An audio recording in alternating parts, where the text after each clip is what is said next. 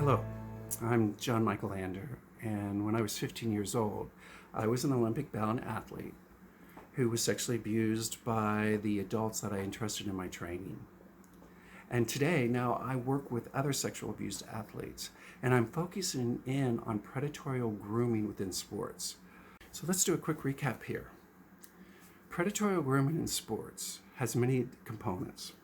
First of all, we got to make sure that we understand that everyone is groomed from the time we're born all the way through our lives. This grooming method is different ways, influences by our parents, our teachers, or whatever, is different. But predators use this method to pursue a target. The second thing is we got to take in consideration the environment, the sports environment, which is the smaller nucleus from this world that we're coming out of. We're going into a smaller world. This world is protected and governed, and all this stuff is focused.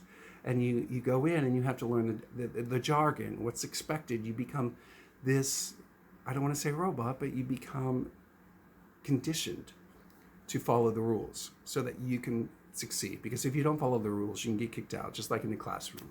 You walk into a classroom, the teacher tells you this is how you're going to get your A, so you follow the rules if you want to achieve that. So we can take that. The other thing I want to focus on is real quick is remind you of the predatory grooming trifecta. There are three parts. The predator will first groom the institution and the organization and create this respect and trust within that organization so that they will protect and back up that coach or person of prominence. Second, they go and they groom the parents or the guardians.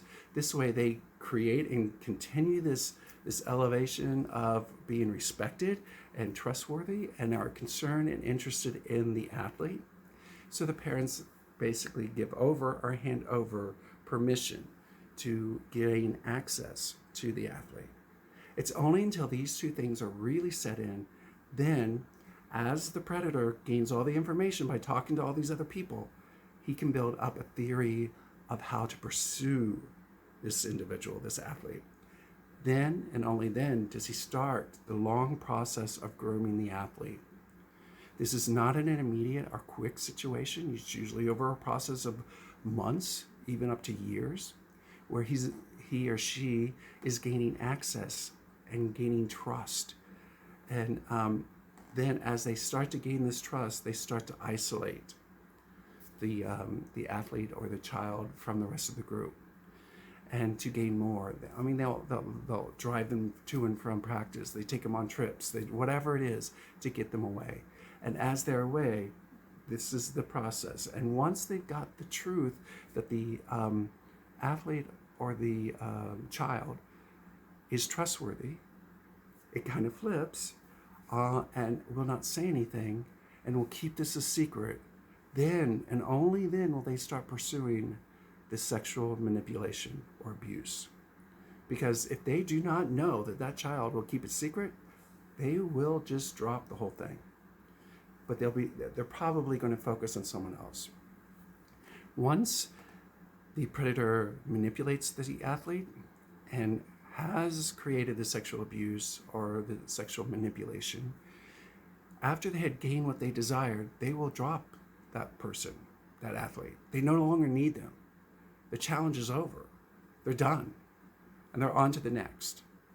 It's the pursuit that is more exciting to the predator than the actual final desired outcome. Because once that outcome's over with, they don't want anything to do with that usually. So they go on to the next challenge. And I also just want to make sure that anyone is able to be groomed. It's not always the one with the lowest self-esteem, the poor family, the loner, that type. Those are easier marks. But it can be the most popular. It can be the most confident. It could be the most talented athlete that the predator will go after because they like the challenge. So there's no rhyme or reason on who the predator will go after. So we need to make sure that we understand these so that we can start a new way of focusing. And lastly, I want to just reiterate that there are no ABC steps or step-by-step ways to identify grooming, because each predator is unique and different, and each predator creates a unique and different process for each target. So, for an example, a coach can have 10 athletes and he's focused on 3.